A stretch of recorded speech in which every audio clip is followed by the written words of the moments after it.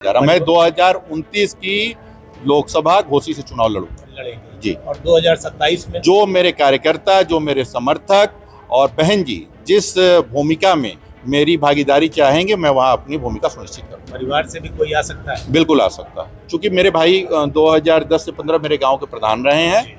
मेरी पत्नी मेरी अनुपस्थिति में पूरे चुनाव का संचालन घोसी लोकसभा में की हुई है। मेरे भाई भी उसमें शामिल रहे हैं। तो एक राजनीतिक परिवार है। अगर बहन जी कहेंगी, अगर हमारी पार्टी कहेगी, हमारे समर्थक अगर करेंगे, तो परिवार का कोई सदस्य मोहम्मदाबाद या जमानिया इन दोनों सीटों से कहीं आ सकता है। मोहम्मदाबाद से भी लड़ सकते हैं? जी बिल्कुल लड़ सकते हैं। 2009 से लेकर आज तक लगातार बहुजन समाज पार्टी में हूँ। आज हमारे साथ घोसी लोकसभा के पूर्व सांसद अतुल राय हैं और आज यूपी तक पे हम उनसे उनकी जो इस वक्त सक्रियता है 2027 विधानसभा चुनाव में गाजीपुर की कुछ सीटों पर हम बात करेंगे कि अतुल राय जी, पहले तो आपका यूपी तक में स्वागत है। जी धन्यवाद। अतुल राय जी, इधर आप काफ़ी सक्रिय हैं, 2027 का चुनाव भी है, क्या मूड मिजाज है? व्यक्तिगत रूप से मैं चुनाव में सहभाग नहीं करने जा रहा, और जहाँ तक सक्रियता की बात है तो मैं हमेशा इसके पहले भी कुछ कारणों में 20 के वर्षों में नहीं रहा, लेकिन इसके पहले भी मैं पूरी तरह से 12 महीने 24 घंटे अपने लोगों के बीच में जाने का कार्य करता था। वही अब चूंकि दायरा बड़ा हो गया, एक पहचान मिल गई कि आप सांसद रहे हो, पूर्व सांसद के तौर पर जगह जगह आपको निमंत्रित किया जाता है, तो अपने लोगों के सुख दुख में जाने का कार्य करता हूँ।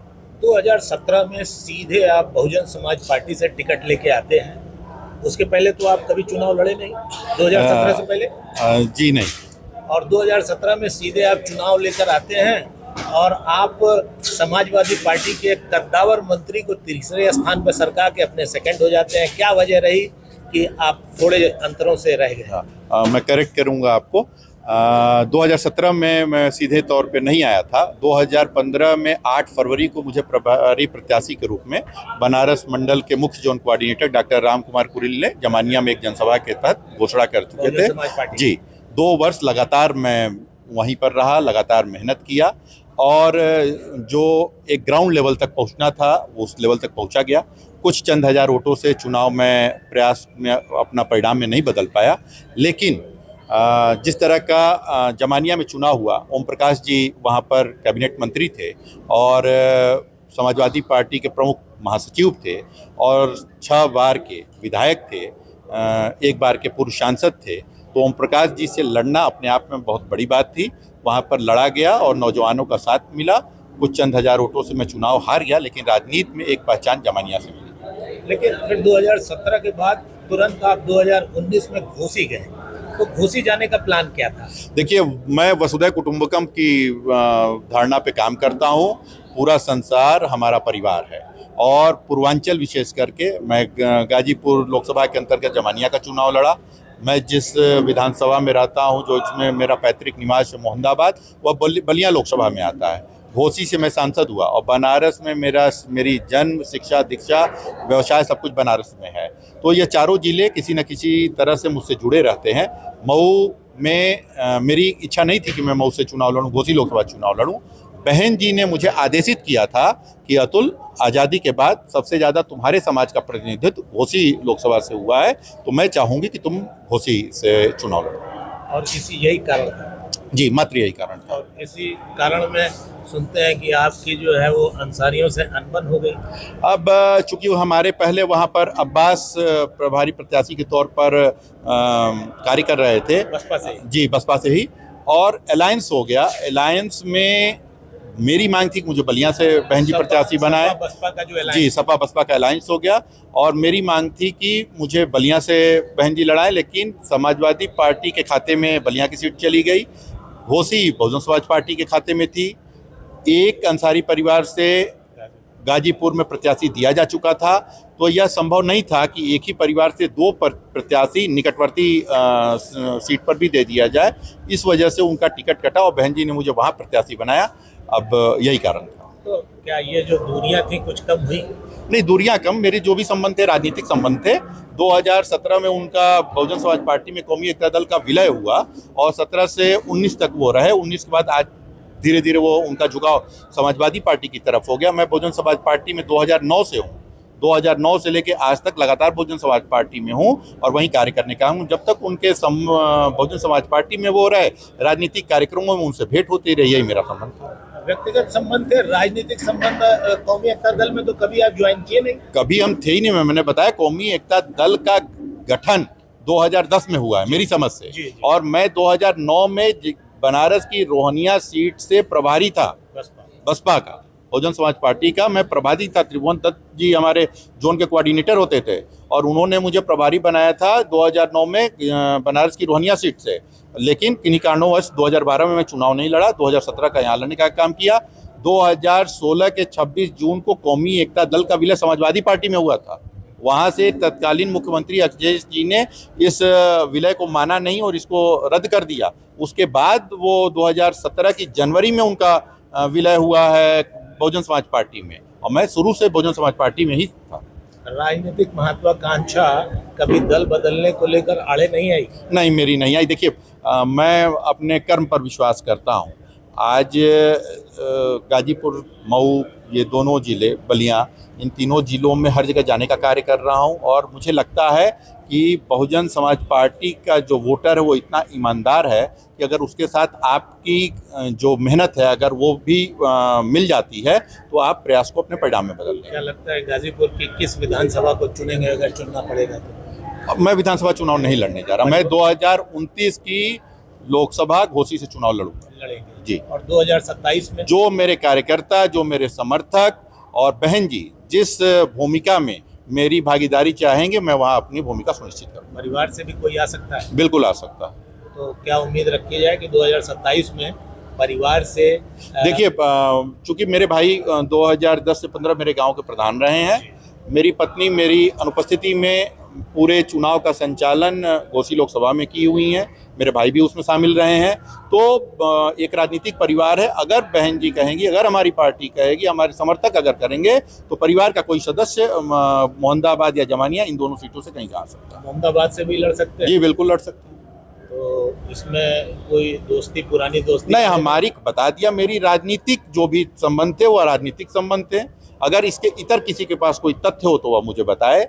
मेरे जो संबंध रहे 2017 से 2019 तक राजनीतिक रहे हैं। उसके बाद उन लोगों का झुकाव सपा की तरफ हो गया, वो आज सपा में सारा कुनबा है। मैं बहुजन समाज पार्टी में पहले भी था, आज भी वही बना हूँ। कोरोना से लेके और बच्चे के मुंडन तक आपके समर्थक बहुत हैं। अभी आपने एक मुंडन समारोह किया था, उसमें लगभग 1.5 लाख लोग आए हुए थे। तो ये बताया गया कि आप जो है अपना एक बल दिखाए जमानिया विधानसभा में और मोहम्मदाबाद विधानसभा में।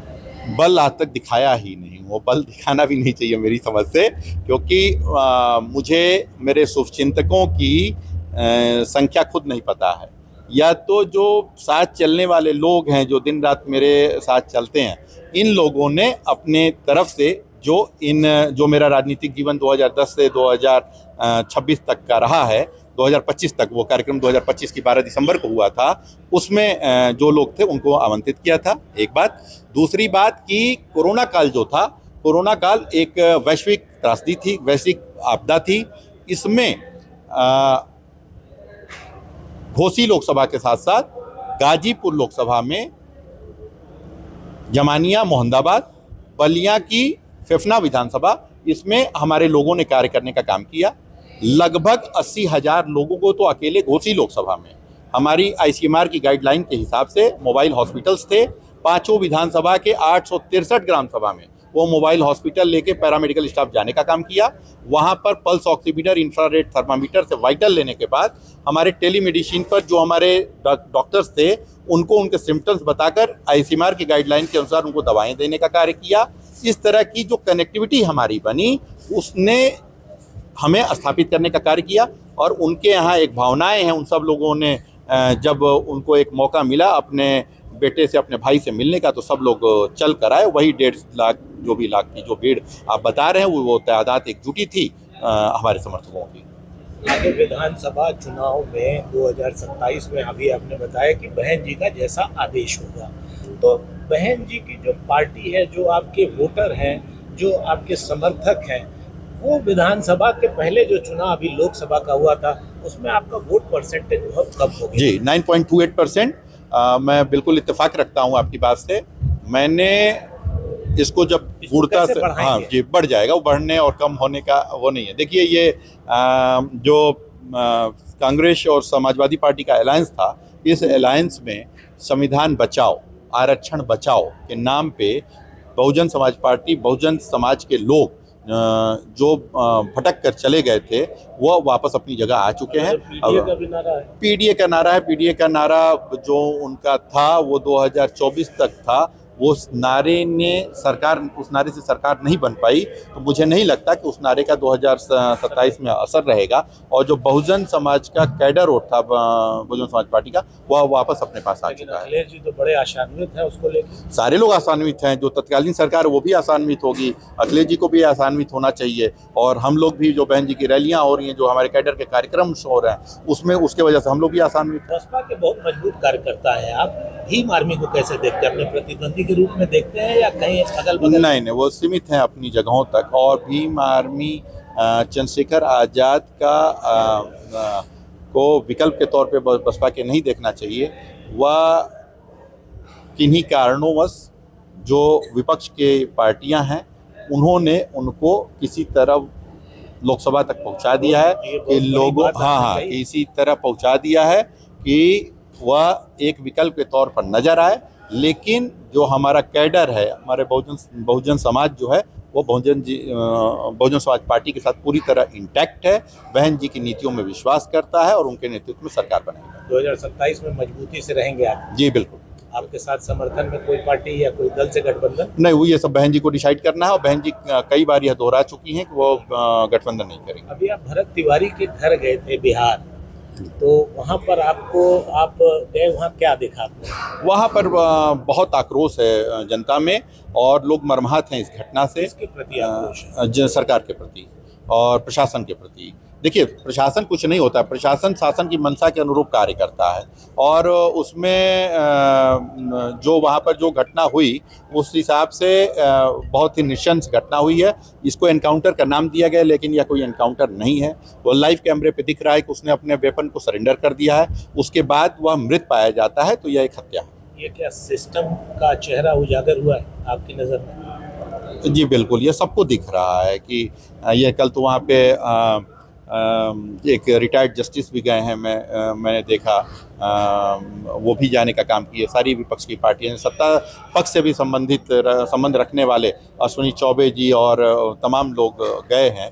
तो बहुत जन आक्रोश है और बहुत ही बड़ी घटना यह हुई है। चलते चलते अतुल राय जी एक सवाल करेंगे कि अयोध्या में राम मंदिर में चंदा चोरी वाला एक मामला आया, और जिसे समाजवादी पार्टी ने प्रमुखता से उठाया, और अभी उस पर कुछ FIR हुई, लेकिन जिन लोगों पे उम्मीद थी उन लोगों ने इस्तीफा तो दे दिया, लेकिन उनका नाम FIR में नहीं आया, ऐसी चर्चा है। इस पे क्या कहेंगे? देखिए, इसमें एक SIT गठित की गई थी। SIT ने जिन नामों को सजेस्ट किया कि इनकी भूमिका इसमें है, उन नाम, मेरी समझ से उन नामों के विरुद्ध FIR दर्ज की गई है। रही बात कि ट्रस्ट के दूसरे लोगों ने इस्तीफा दे दिया, तो कहीं न कहीं गलती तो हुई, या जिम्मेदारियों के प्रति निर्वहन नहीं हुआ ठीक तरीके से, तो यह भी कारण हो सकता है जिसकी वजह से वह इस्तीफा दिए। अब यह कह देना कि चंदा की चोरी में भी सीधे सीधे वो थे, या मुझे लगता है कि यह जल्दबाजी होगी। अभी FIR दर्ज हुई है, विवेचना चल रही है, विवेचना के बाद चार्जशीट लगी, तो पूरा इसका अध्ययन करके ही बोलना ठीक रहेगा। धन्यवाद। ये थे अतुल राय, और आपने इनकी बातें सुनी। इन्होंने कहा, जो मुख्य बात थी कि इन्होंने साफ बताया कि 2027 में ये विधानसभा चुनाव नहीं लड़ेंगे, परिवार से कोई आ सकता है। हालांकि इन्होंने एक बात छोड़ दी है कि जैसा बहन जी का आदेश होगा। और इन्होंने एक महत्वपूर्ण बात ये कही कि भीम आर्मी को बसपा के विकल्प की तरह नहीं देखना चाहिए। विनय कुमार सिंह, गाजीपुर से, यूपी तक के लिए।